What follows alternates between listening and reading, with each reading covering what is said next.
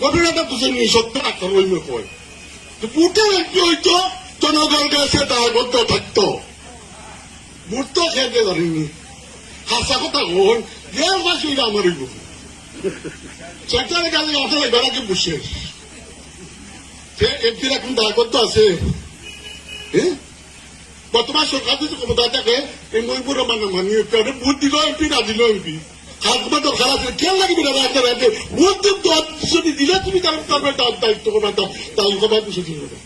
এবারে আবার তোমার ভোট দিচ্ছ দিয়ে মানে কাম করতাম এইটা গণতান্ত্রিক যদিও গণতান্ত্রিক না হ্যাঁ এইটা নাকি যুদ্ধ করছো নি ভাই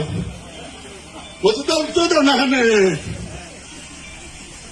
তুমি কিতা তুমি তো বুটো এবার আগে সেটা দেবে তোমার বুক নাই তোমার বুক নাই শেষ